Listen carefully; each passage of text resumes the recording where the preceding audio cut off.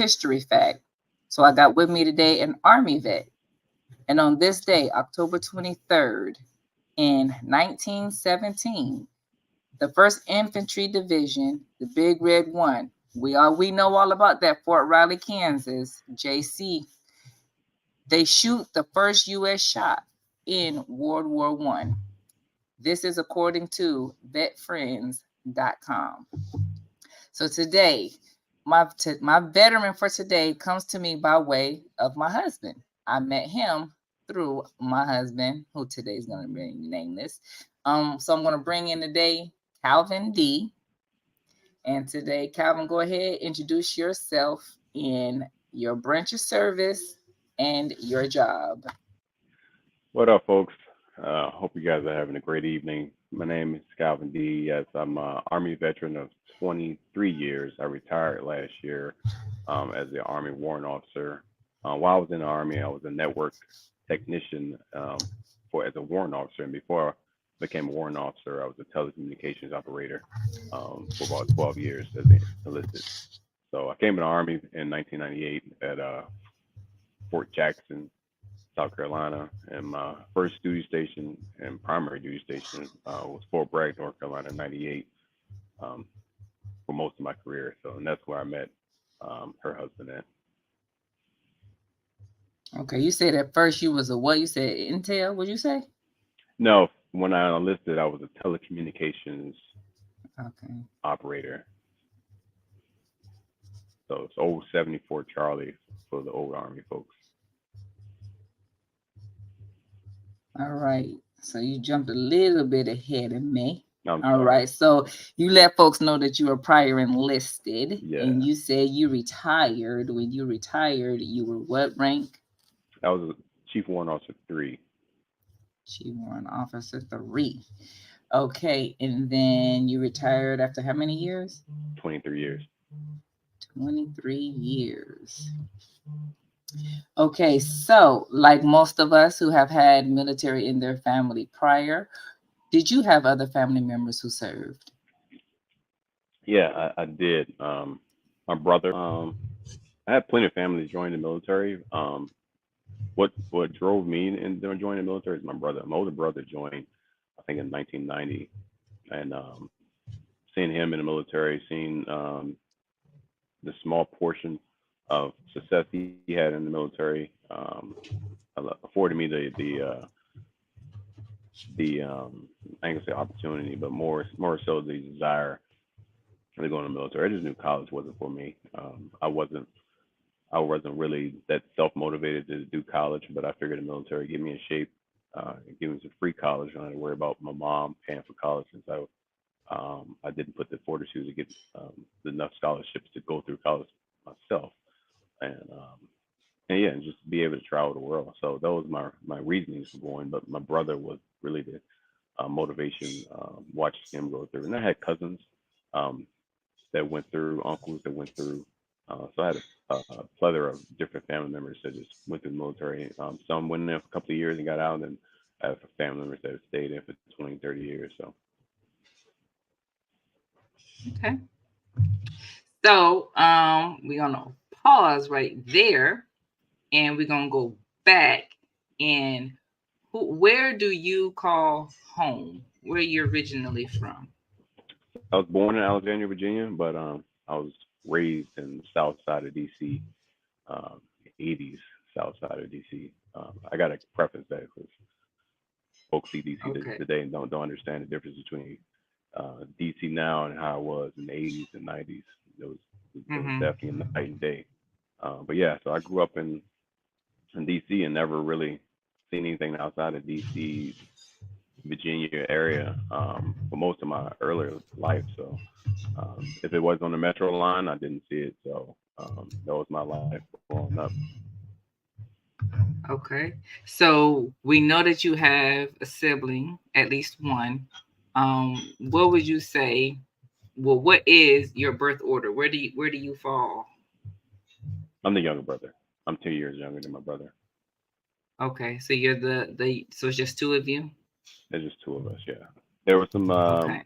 I had some siblings on my father's side, but we never really stayed in contact. Okay. No worries there.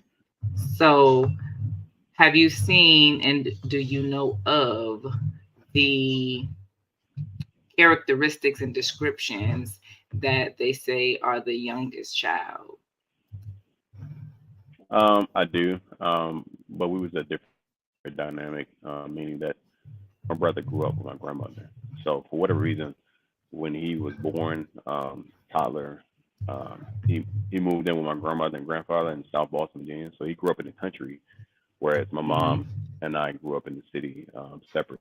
So he never lived with us. He only came to visit, maybe during summers and stuff like that. So we Okay, never so had you that was kind big of brother. Yeah, we never had that big brother little brother relationship in that sense. I'm also had that relationship with like cousins that was first cousins that lived like close to me in Alexandria, Maryland. okay. So you kind of so would you then kind of say you was like raised like the only child? Indeed, yeah. Okay, so I'm gonna show you these characteristics, and then you say, do you think that this actually describes your person? Describes you? Hmm. All right. Okay.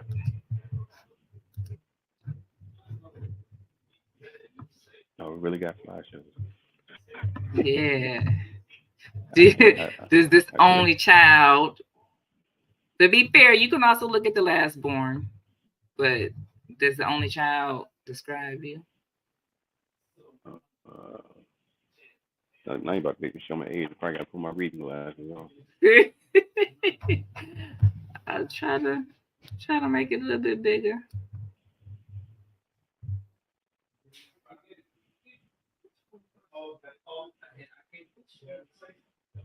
Yeah. So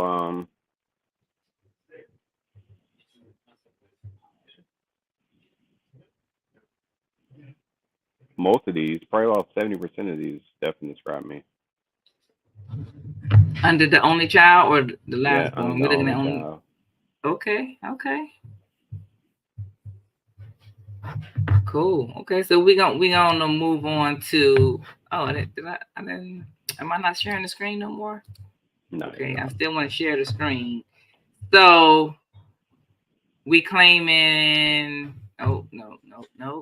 Where is it? We claiming more so DC, right? Oh yeah, As definitely home. DC. Hmm. Okay, I need to find where did it go? Um, so I got another little icebreaker that I guess I minimized. Now I gotta find it again for you to do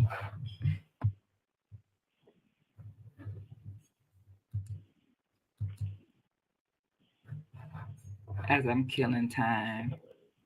Again, as always, that's me. I can't ever find my stuff. That's all good. I had it open. So this is another cultural cultural thing that I got.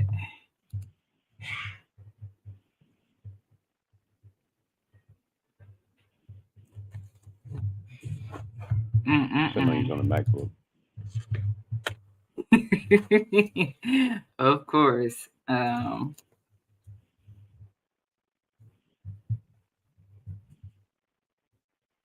All right. So now you can see that. I see the your Explorer window. It's whatever Apple calls their Explorer window. Okay. You can see you Slide. can't see this here. No, yeah, you're sharing the This oh window, the Explorer window, not the slide. really? It's telling me that it's showing. No, I just see the window, the where you What? search for that. Okay, hold on. Let's try this again. Whose I don't windows I are you don't need to having call problems? in. I don't need to call in tech support now. Shoot. Do you see this? Bam, there we go. You have Okay, to you open see it and that? welcome. Yep, yep. Okay. What? Say this. Pronounce that. Thirst. Thirst. I just see a picture. You know, it's like you see a picture. Yes. Just say what first thing come to your mind, and thirst came to No, my this mind. this ain't this ain't no psychology test. Now it's not psychology. What is that? What is Oh, that a that is picture water. It's a of? bottle of water being poured into a glass. How about if you think if certain parts of the world might be vodka poured into a glass. There's no label on there. That Number two. how you say it? Number two. I see. I see Though. what you're doing. Okay. Type of Mm-hmm. hair, like weave. Uh-huh. Do I That's need to it. name Yeah. the weave hair color? No. Okay. And I wanted that H word. You This are H here. word. You are Mm-hmm. here.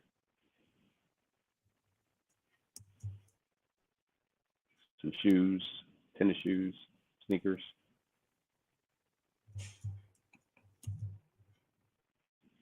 shopping cart, red basket, He had to put the color on it. some purses, a bigger purse, the alley, the big house. So the this entrance of the house. What do you The call that? foyer. The foyer. Okay. Okay. I learned that from my wife. Oh, and where's she from? She's from Alabama. Oh, But okay. she's So been in the Air Force, without so she's her been seasoned. calling it that, what did you call it? I probably would have called it a hallway entrance. Okay. Icy cup. That's the Kool-Aid icy joint.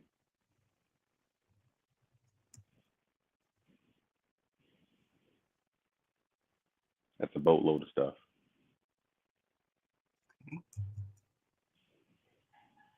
White beaters. Okay. That is it. It's like a slang test or No. accent test. It's culture. It's Culture. accent. Oh, It's okay. just Oh, it's okay. I just got you. culture. Like yeah, because even in this household, we have a different culture, so Oh we yeah, call yeah, things differently. yeah. You got that Georgia culture down there. That's different. They different down there. Yeah, we a little geeky too. Yeah. Yeah. So okay, so we left off. You went a little bit into what made you decide to join. So was the army your first choice? Yes, this is my first choice. It I didn't was even okay.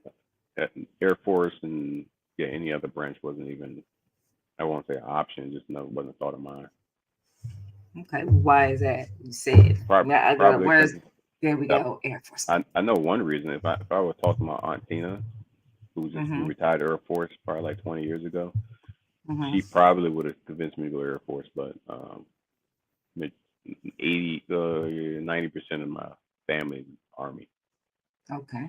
Few All sprinkles right. of Marines, some Navy, but 90% Army. Okay. So walk us through the night before and the day that you left for boot camp. It's a blur. One thing is very clear. I remember leaving my apartment building. Um, I couldn't tell you what I ate that night. Couldn't tell you what I did in the night prior, but I remember leaving the apartment building because um, at that time I was like 17, 18. It's only maybe a handful of times I've seen my mom cry at that Mm-hmm. point in my life.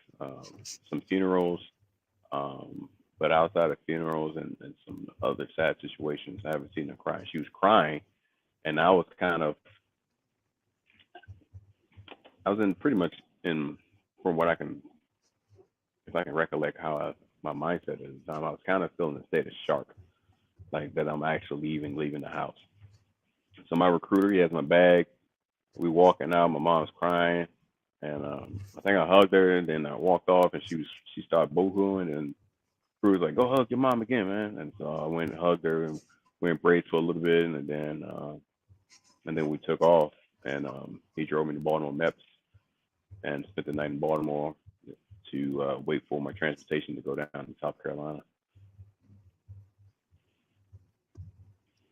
It was all surreal That's though. It was definitely like, I think really like again I think a stick of shock was really hitting me because I wasn't overly emotional about the situation. It was like the reality of it hadn't didn't hit. I think the reality hit when I got to Fort Jackson and that Asian drill sergeant yelled at me as soon as I got off the bus. That's when reality hit. That's when I knew, oh yeah, this is real. Not in Kansas anymore. No pun intended. mm-hmm.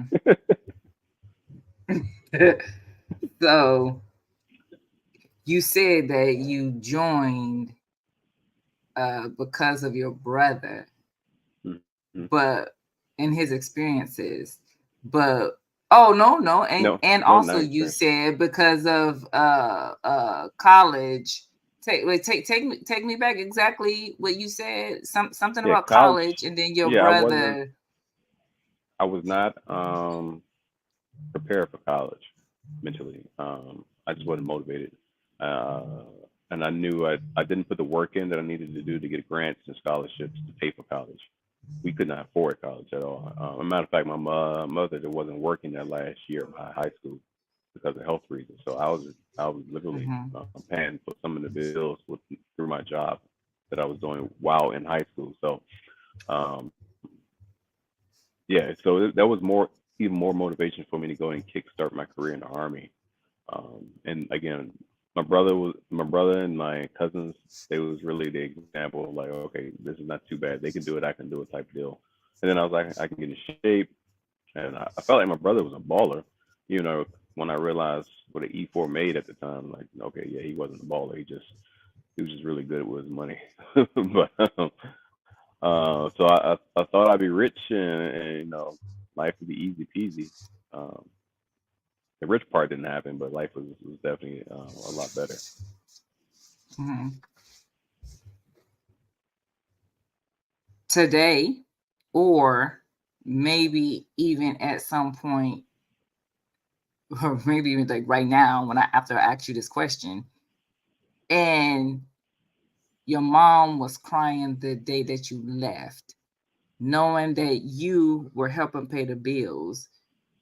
Do you think that that was why? And you were leaving her, and you were helping paying bills, and now you're leaving. No, no, the bills I was paying was very minute. I mean, we're talking like cable bill, maybe help out on some lights, something like that. But Hmm. whatever she was doing, and whatever her plan was, she took care of the mortgage. So that wasn't nothing I had to concern with stuff. But I really was concerned about any bills other than the cable bill, and then any extra money I had left over, I give to her. But she figured everything else out, so that wasn't a concern. I think it was just that was the first time me leaving the house and me leaving for a long time. And then you something that wasn't said is like I was raised as if I was the only child, as if I and Hmm. to be honest with you, like I was her only child because my brother again was raised in South Boston, Virginia, so she never had that day-to-day contact with her child like she did with me. So, and I literally never went anywhere. Only place I went to stay overnight was probably my aunt house and my grandmother's house. And other than that, like she's not having sending me off the camp for summer or this place for summer. No, I probably stayed for maybe a couple of days, maybe a week in the summer at a cousin's house. But outside of that, I'm at the house with her. So that was hard for her to let go, to detach. It went hard for you, huh? It wasn't hard because again I was still in a state of shock, and I wasn't. me looking back at it, not to dig too deep into it, like I wasn't as emotionally um, attached to the situation. Meaning, like, even though I was her only child, I wasn't like uh, I had to be with my mom at that point in my life. Like when I was maybe when I was Mhm, like a mhm. teenager, or not, well, I wasn't a teenager, but maybe when I was like a preteen or a smaller child, like yeah, it would have been really really hard. But by the time I became a teenager, hanging out, kind of branching myself out, smelling myself a little bit, I was like, hey, I'm ready to move on and see new things. Um, my mom and I was tight, but we wasn't tight to the point where I felt like I couldn't detach myself from her. Okay. So now is your 15 minutes. Go ahead and tell us however much you want to tell us about your career. So, you're doing this in dedication to Veterans Day, correct? That is correct. Okay, so um, that's funny. So now I'm almost 2 years retired. I'll be 2 years in March. Retired from the military. But like once I took the uniform off, I was like, I will never miss going back. But uh, that is still true. I just don't. I miss the people and I miss the camaraderie. So what I do now, I'm in IT sales for. No, Uh, no, no, no, no. listen, You got so to talk about your this Army I'm going there. I'm going there. I'm career. tying this in. So I'm IT sales now. So so now when I visit customers that's on base and in the neck and stuff like that, I get that feeling of I want to be back in the mix. I want to be back in the fight. So let me rewind. So I mentioned before, first duty station was Fort Bragg, North Carolina, and went to 112 Mhm. Special Operations Signal Battalion Airborne. Um, Choosing to go airborne was due to the fact I had a cousin that fought in the Gulf War, and he was airborne with 82nd. So when I was sometime in my contract, because airborne was in my contract, I called him up. I was like, hey, because like they want me to go airborne and get this bonus. Like, so what do you think about that? Like, how was it? Oh, he said it was nice. It was fun. Blah blah blah. I was like, he was like, it was scary, but it was fun. I was like, okay, all right, well, I can do that then. So I went airborne, straight out of, basic training, AIT, and then straight to airborne school, and then my first duty station. So 112 Special Operations, and that afforded me the opportunity to travel the world. So 30, 40 days in, I went into my first exercise with 7th Special Forces Group. We went to Camp McCain, Mississippi. Did a joint exercise with them. That was cool. And then came back. 3 months later, I was in Kenya, Africa, supporting 5th Special Forces Group on a mission to train the Kenya Air Force in some tactical operations. So that was like a 45-day trip. That was my first time, of course, leaving the country. Um, it was an amazing trip. I wish the iPhone and all these Androids cameras was something a thing of back then. I wish I took a bunch of pictures, but most of those pictures are lost. So very active duty station as well at Fort Bragg. Every few months, I'm always out the door, either going to exercise locally or I'm going to like Germany or South America, supporting something. So my first 3 years of 112 was super active. I decided to go across the street to Third Special Forces Group when I re-enlisted, so that I can slow down. Because my boy that was over there, he was just going to Kuwait for a couple of months, come back, and he'd be at work for like 2 hours and be at home by 10 o'clock. And I was like, yeah, that's the life I need right now. I need to slow down. So as soon as I get over there, 3 months later, we get deployed to Afghanistan. Mind you, 9/11 happened probably like 8 months prior to me PCSing over there. Um, I re-enlisted maybe 2 months prior to 9/11.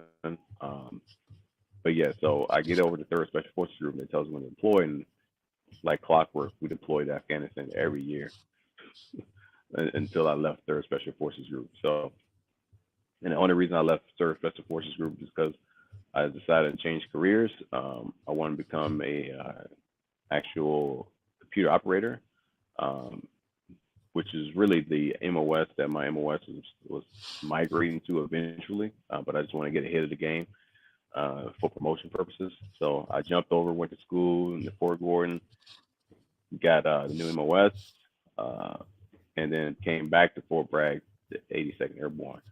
Um, so that because I actually went to change my MOS and the Airborne, 82nd Airborne needed folks to deploy, I was pulled right back into Fort Bragg, North Carolina. Stayed with 82nd Airborne for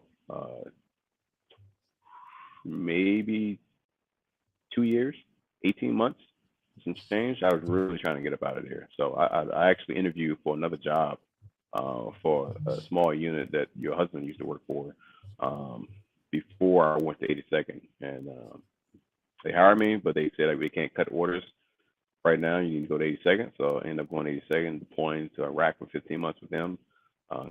Couldn't get my deployment cut or anything. They really didn't need me, but 82nd, like lottie dottie, everybody's going. So yeah, did 15 months with them. I'm glad I did because if I, God works in mysterious ways, right? So if I never went to 82nd the first time, never deployed with those folks for 15 months, I would never met my current mentor, um, retired CW4 Jenkins, and a plethora of different retired warrant officers and current warrant officers that I know that I met back then. So my trajectory of going warrant would never happen because I would have never met those warrant officers while I was in 82nd, and I would have just continued to become on the path to be a sergeant major, which is what I wanted to be. So yeah, so I left there, went to the unit, stayed in unit for only a handful of years, and then transitioned to become officer. Went became an officer, went to training.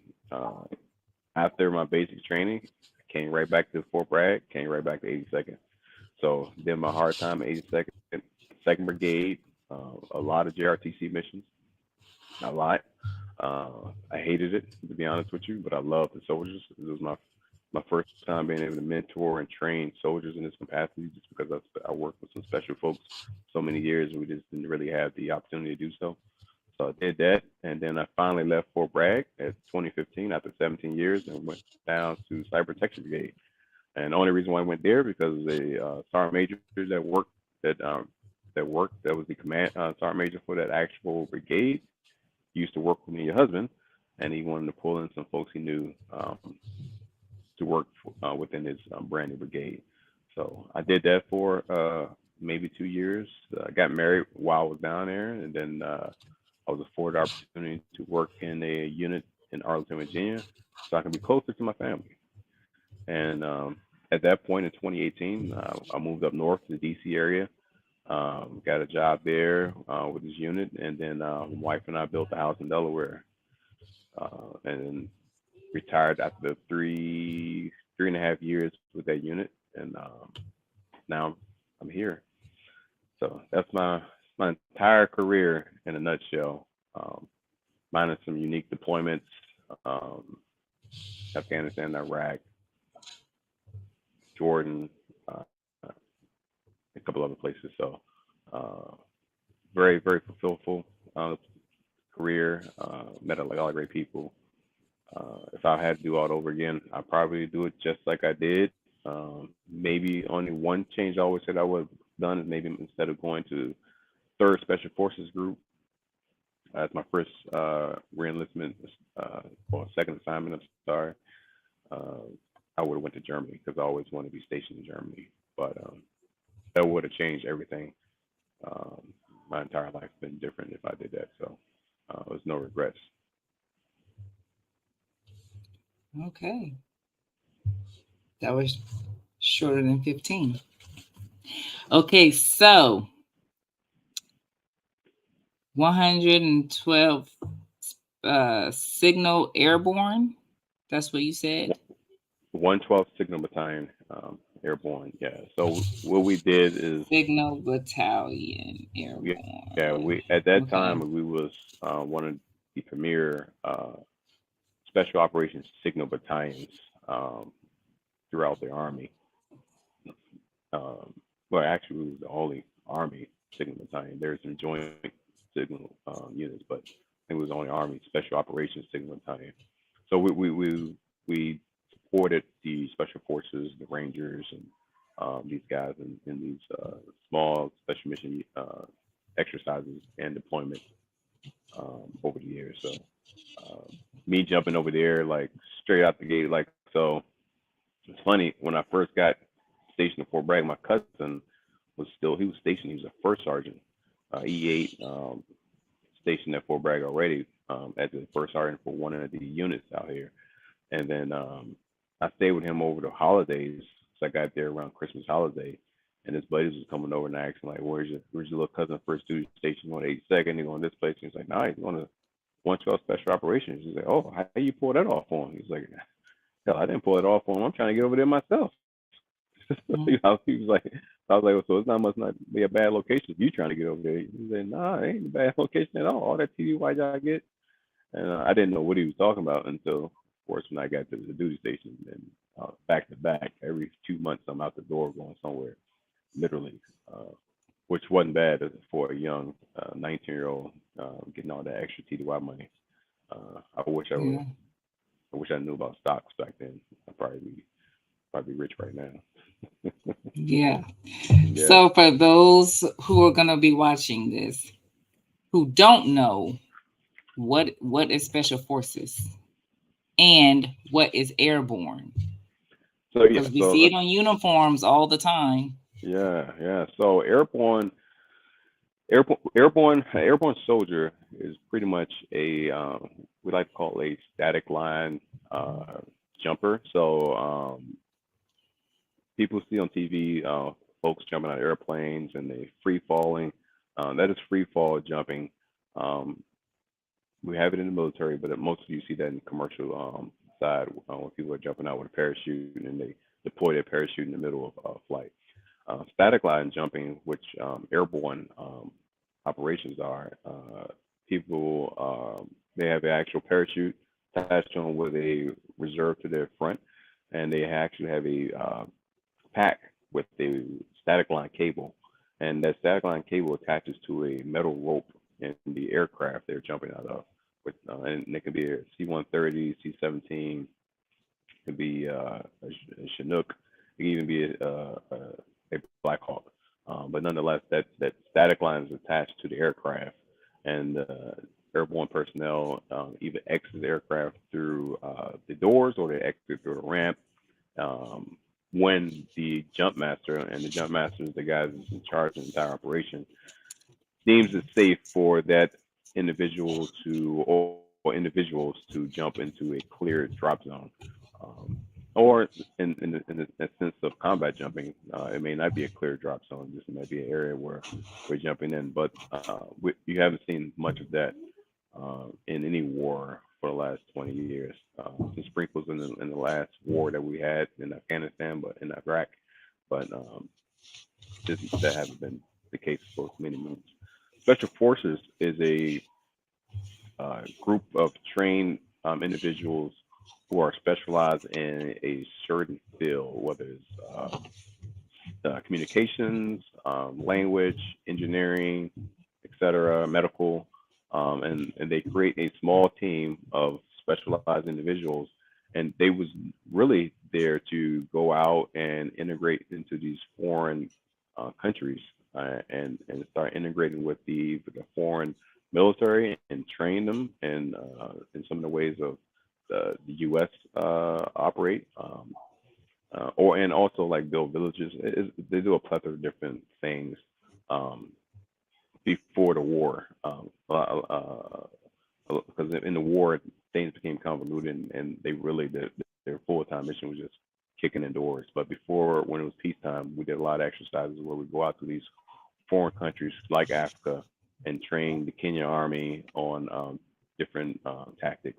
Same thing in South America, we trained the Colombia Police Force in different combat tactics, medical tactics, logistics, engineering, etc. Um, so that is the job of really the special forces. One of the first jobs is to go out into these foreign bodies and integrate with the local military and local forces. And because they learn that language, they're specialized, and they're so. Let me step back. They are regionally separated. So like maybe some special forces is more in the Latino, Spanish countries. Um, the third special force group may more Africa, Middle Eastern. First group is in Japan, more Asian oriented, Asian countries and stuff like that. So they're separated in different parts of the country and the world based on languages and stuff of that nature. So when they are trained and sent out to language school, they're sent out to learn a language that specializes with whatever group they're going to. And from what I've seen in past, um, normally special forces guys stay in a particular group. Seven group guys just stay in really in seven group because they specialize in Spanish and they just move up. Now when they get up in certain ranks and they need to get promoted for, especially in the officer side, they may go to different special operation units and other groups just for promotion purposes, command positions and stuff of that nature. So, but yeah. Look at that. Look at that education. Look at that. Okay. Bonus question and education. Just because someone has airborne on their uniform, does that mean that they're jumping out of planes?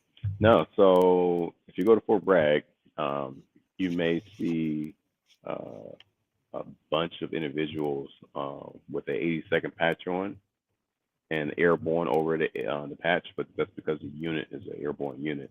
And they may even be wearing a maroon beret, and the maroon beret it signifies airborne. But that's because they're in the airborne unit. And over the years, that kind of changed.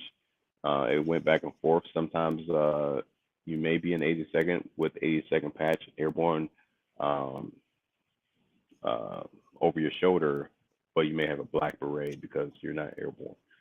But that was it was just a small part where policies was changing, where you seen that as the case. But nowadays, you can be in units like 82nd and kind of float around and not be an actual airborne um, paratrooper. What you will not see, you may see the units, you may see the airborne uh,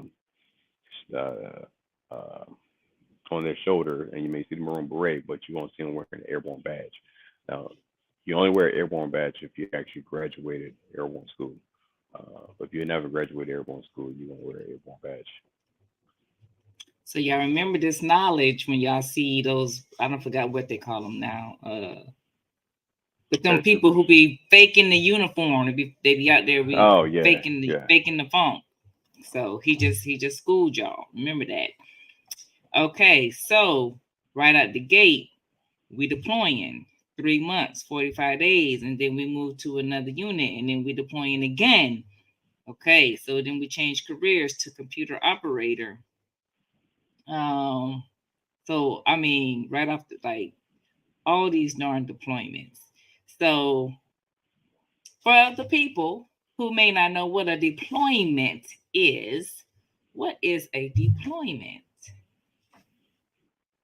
So a deployment could be it could be a plethora of different things to different individuals. Uh, but a deployment is when a individuals receive orders to relocate to a certain site in the world, whether that site be Afghanistan, maybe Iraq, it could be Qatar, it could be Kuwait, uh, but it's a different location from their actual duty location, and it's not a temporary duty. So TDY, which is like maybe 30 days, sometimes TDY can be 6 months, but it's labeled different. The orders are cut different. It's not a temporary duty, whereas these guys are going to a certain location and they're just doing a certain job for a while and they come back. Deployment is normally looked at as you're going to actual a theater of operations and you have orders to go to that theater of operations for a certain amount of time, and that certain amount of time can vary also from 3 months to 18 months. It all depends on the unit, individual, the service, etc. So um, but pretty much a deployment is someone leaving their home and going to another location for a certain amount of time in support of a operation. Yep. And y'all should all have seen that on any of my other videos when I already provided this information. But he just gave you a little extra information about the in support of operations. Okay, so we're gonna move on to these other questions. So, was there a time where you had to overcome adversity? Yeah, all the time. It's been plenty of times. Um, one thing that comes to mind is 82nd. I was in Fort Polk, Louisiana. The Army has this mission called what's it called? JRTC, Joint Readiness Training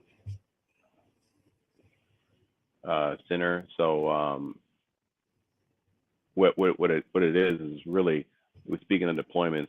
Normally units go there in preparation for deployment. So they would go there and they would have a fictional scenario as if they're deploying to a foreign country, and they play out this fictional scenario. Um, but is instead of you going down to your local woods wherever you're stationed at, you go to this one site, and this site is built for units to bring in their entire fleet of whether you're light infantry and you bring in all your infantry guys and with your vehicles and your whole logistics and your signal and et cetera, et cetera. So JRTC is a huge operation. This year, I think it was 2012, we had probably like 8,000 um, individuals in support of this one exercise. And for me, we had external units supporting us. So for me being the communication guy, I had to make sure that these external units can talk to our internal units and vice versa. So because we were so large and my fleet of vehicles, operators, and networks was so large, I had to divide it up between two different locations. So there was a southern portion of JRTC and a northern portion of JRTC.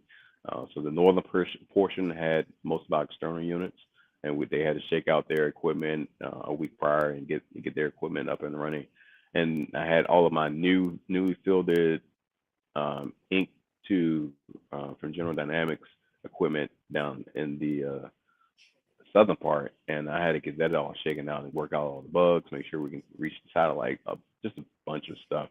And it was a lot of equipment and just one of me, and I couldn't really duplicate myself with a NCO because I didn't have enough competent NCOs where I can just push out and go, hey, go up north and take care of those guys. So fortunately, um, 82nd Division came and they sent a small element, and one of their senior warrants came and he helped me out. And he went up north.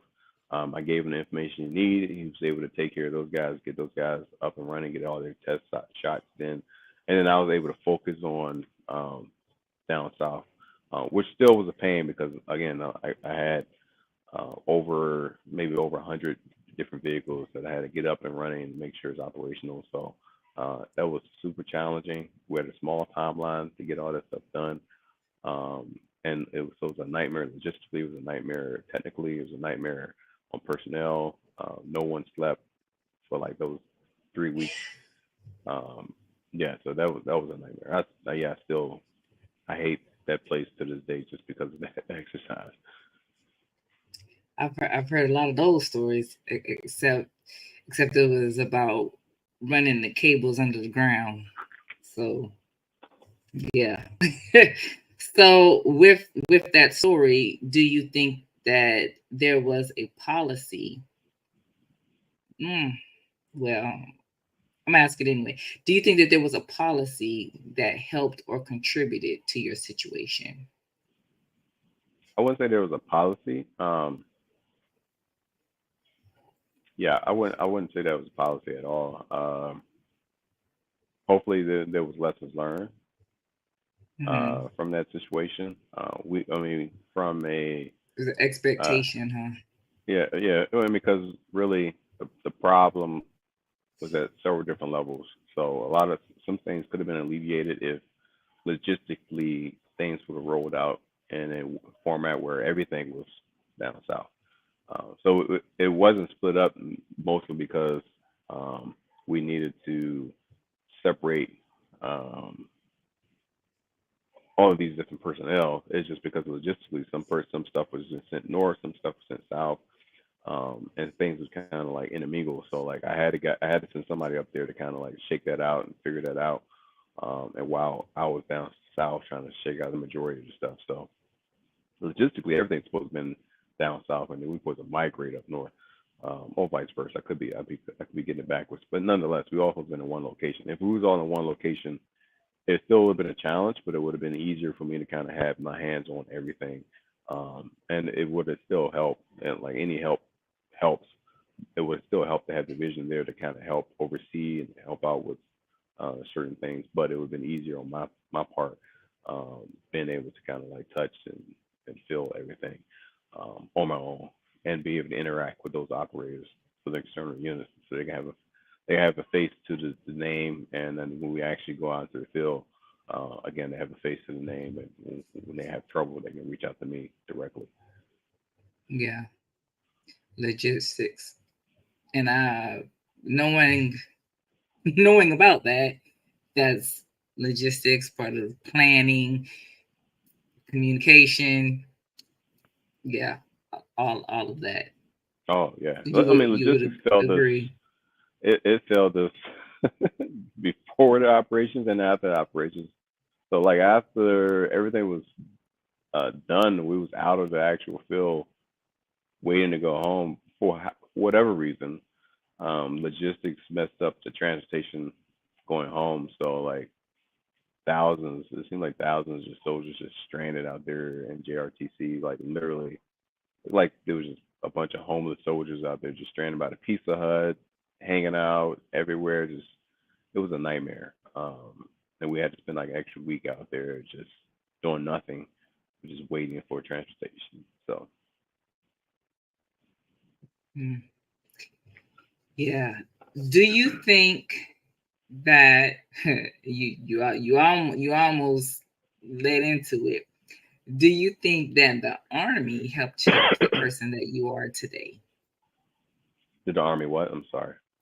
Help shape the person that you are today? Yeah, indeed.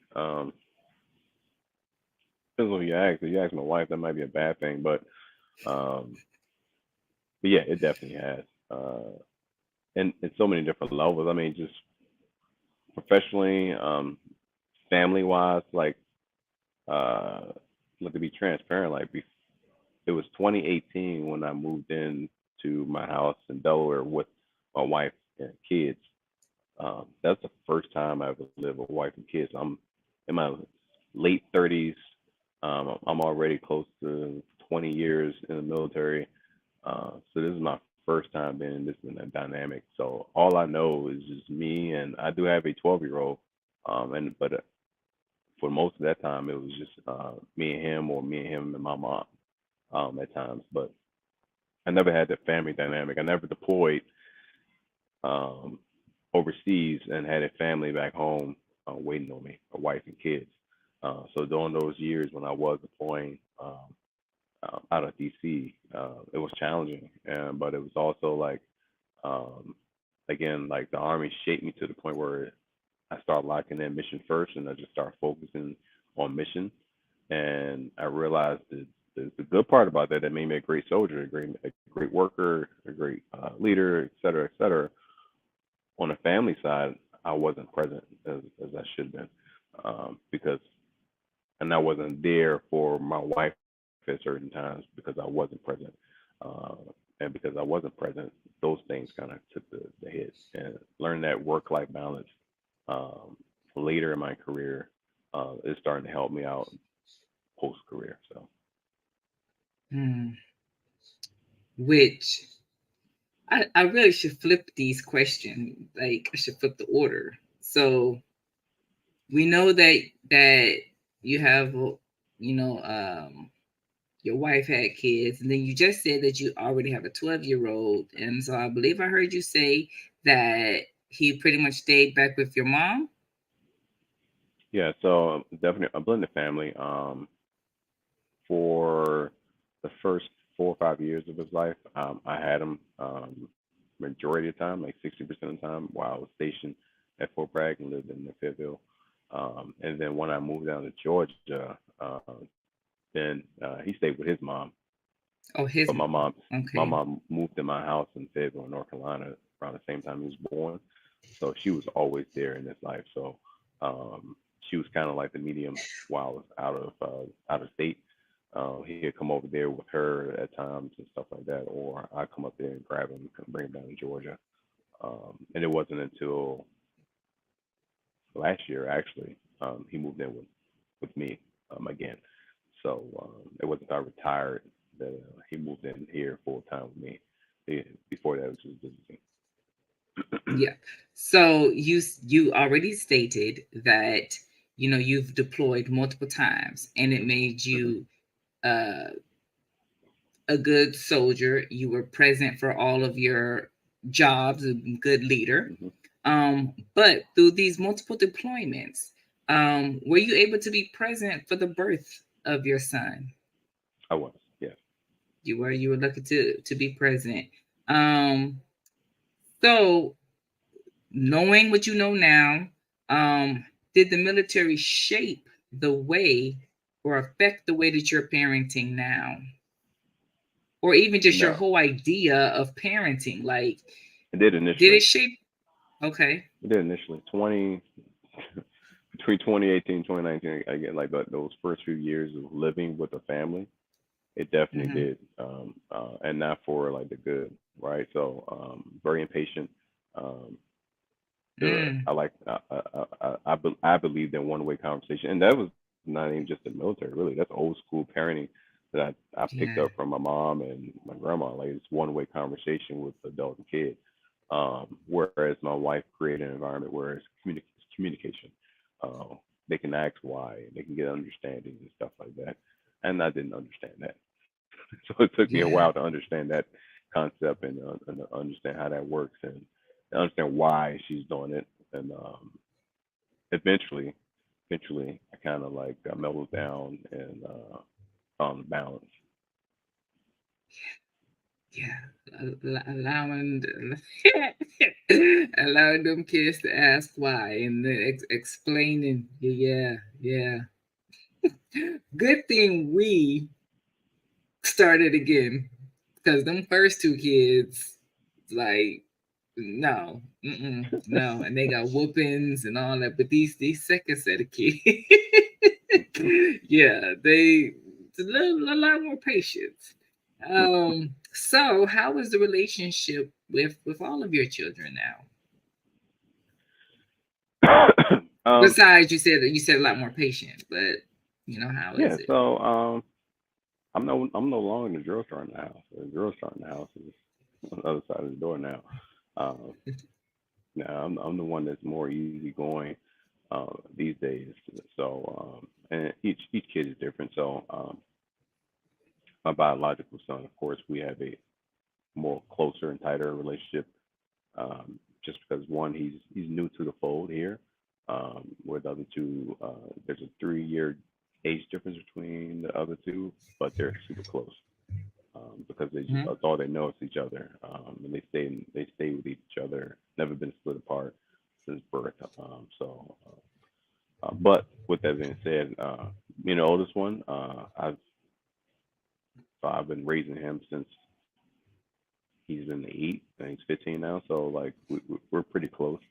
Um, the daughter, she has a mother's mouth, but uh, she definitely makes sure that she knows that if I'm not present, she notices I'm not present, and I need to get present. I if I'm going somewhere or going out of town, she needs to understand why. So she may ask me, or she ask her mom. Yes, but kids are different these days. Whereas they find entertainment. in multiple different gadgets and things of that nature. So we had to force them to socialize to a certain extent, like we're doing right now. Hmm. Yeah, I get that one. Yeah. What is a misconception about the Army or your job that you would like for people to understand? Um, let me think about it. So most people think the army's hard. Hmm. I think that's the biggest misconception. I really think, even though the Air Force is they have an easier, somewhat lifestyle to a certain extent. And it's only to a certain extent. Once you really understand like what some of the Air Force folks do and what they have to go to get promoted and things of that nature, it can be cutthroat and it can be very competitive. Um, they're just not as gun ho and that loud as the Army about it, but yeah, I think the Air Force can be extremely hard career to progress in and stay in. Whereas the Army, in certain essences, like you just do your job. Uh, you do your job well, stay out of trouble. Well, sometimes you get in trouble. Back in the day, you can get in trouble and get promoted. If you Hmm. didn't get in trouble, you wasn't getting promoted back in the day. But well, yeah, but now like it's super easy. Literally, I mean, almost literally, anyone with some form of discipline that they're able to just follow directions and instructions can make it in the army, right? And then as long as they stay out of trouble, do their job, pick up some stuff, learn some things, um, self motivate themselves at a certain point, and they can progress and do whatever they want in the army. But again, the misconception is that it's hard. It's not hard at all. I think it's probably easier than um, all three branches, all four branches, main branches, not including Coast Hmm. Guard or anything like that, but uh, I think it's easier. Really? Things easier than the Marines too? Oh, everything's easier than Marines. It's not easier than Marines. Yeah, okay. Okay. I don't know. I know that the Air Force, that's all I know. Now, when I say it's easy, now the Air Force basic training or their kindergarten, whatever you want to call it, that is that is definitely easier than the Army. But from a career wise, like it gets challenging for the Air Force to get promoted. Now you watch yourself. You watch yourself. What is one or a few things that you think would make the Army, or you can say the military, a little bit more bearable today? Um, that's a hard question. Uh, so one thing I would say the military is doing, in a certain whether you agree with it, don't agree with it, they are changing with the times. So again, there's a lot of things that when I came in just wouldn't fly um, in those days. That's all out today. Um, but they're more open to the times, meaning they're trying to modify policies and make things conform to the next generation so that they will feel more comfortable joining the armed forces. Um, now, saying that, I don't see standards dropping across the board. I just see things changing, if that makes sense. So I don't see standards dropping where they're just trying to let anyone in below standards, but they're changing policies to allow things to be more open and less stringent, i.e., beards and tattoos and gender and things of that nature. So it's more open to the things of this modern society.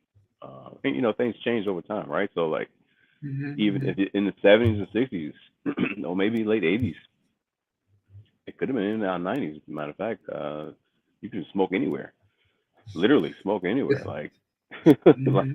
and it didn't matter. But eventually that stopped. at a certain point. So certain things change each generation. Things change, especially in the military. Like it seems like every decade or so, there's some drastic changes that's been made within that decade. That when you look back, like, oh wow, like things have really changed dramatically over the last 10 years. You really don't notice it that much as you go through it, but then when you look back at it, you realize things change dramatically. Um, so yeah, so things are definitely from society standpoint a lot better for the military. The problem is, in my opinion, especially in my field, um, it is hard to hire folks to come in um, to do certain jobs where they can probably go out in the commercial world and make a lot more money, depending on like their background and job set and stuff like that. And to be honest, it's just hard to get a lot of these kids off the couch. No one, a lot of these kids don't want to Mm-hmm. work. They just literally just don't want to work. They want to have dreams of working or dreams of being an entrepreneur, dreams of doing this, but they don't want to put in the work to do so. Um, and joining the military is that signing on the dotted line saying I know how to put in the work to do something for 4 years, or 2 years, 3 years. Yeah, Uh, so, do something. So, again, you're hinting at it. Do you think that the military prepared you for what you do today? yeah, it has because what I do now, um, on paper to a certain extent, I kind of did the same thing in the military. So, whereas in the military, I was the subject matter expert and somewhat consultant for my unit in a certain field. Whereas meaning like I was the guy for my commander to make sure that the network works, and if I need to uh, make the network better, I was the guy to go to. Like, all right, well, these are the things that need to happen to make your network better. These are things we need to buy to make the network better. Um, these are the personnel that I need on my team to help Mm-hmm. operate this equipment. This is the schools that my guys need to go to. So reverse that now. I'm in sales for the Army, but I'm an engineer um, consultant. So I do the same thing for customers. I look at their problem set. I'm like, okay, well, this is easy. You guys just need to go with this technology or go with that technology. It's already approved to be on the DoD network. This will be a slight upgrade for you. And by the way, you may have an enterprise license that we can give you, so you don't have to worry about coming out of pocket, coming out of your budget on all your IT expenses. You can just use this enterprise license and upgrade to this, and then you'll be good to go in compliance. So I do that now just for my customers. So it's kind of like um, the military, my last position, my last few positions kind of prepared me for what I'm doing now. And then the networking, that's huge too, right? So my Rolodex of folks that I know now that I'm retired, that's even more helpful. Reaching out to folks that retired prior to me, getting advice, reaching out to mentors, trying to get a better understanding of this side of my career. Um, Different opportunities as far as VA is concerned, and make sure my VA stuff is done right. Um, different programs I can get into, or the programs my kids get into, and things of that nature. So yeah, the military prepared me for networking, especially as a warrant, building up a nice network of friends and Especially family. as a warrant. Yeah, and then so now that I'm out, I can continue and flourish in that network and continue to do great things for the country in just a different capacity. Love it. Them office, them warrants. Yeah, yeah. Okay, so last question. We made it. Anyone who's looking to join the army or any branch, what would you tell them? I say do it, um, because most kids these days don't have a plan, right? And if you don't have a plan, you're just going to plan to fail. So at least joining some type of service, or regardless of the service it is, you're gonna 9 times out of 10 come in with a set plan, a set job. Hopefully, it's a job that you like and you can kind of like make a career out of. That's a Mhm. bonus. But you at least have a set job. But and then while you're there, again, networking, you're meeting different folks from all over the world, um, and now you're getting exposed. Exposure is key to all these different people, all these different things. And you're outside of your bubble of where you grew up at, and now you're in this world where now you have the world's really your oyster. And at this point now, you can do one or two things. You can either just ride it out into and complain and to get out and just go do whatever you want to do, or you can take advantage of the resources that you're afforded because you are serving your country, and get an education, or at least start an education while you're in, because it's free. Um, Look at what career you may want to do. Look at the folks that is doing something that you may that may gravitate to you. Go talk to them. Say, hey, what do you do on a day-to-day basis? What do you find joy? What kind of fulfillment you find from this job? How can I do what you're doing in the next 10 years? Um, if you're not in that career or in that career, just reach out and try to find some mentors and learn how to become a good mentee. And excuse me, and just have fun.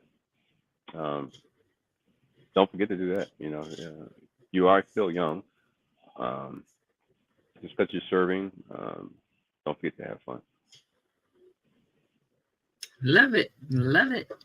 All right. So that was it for your special.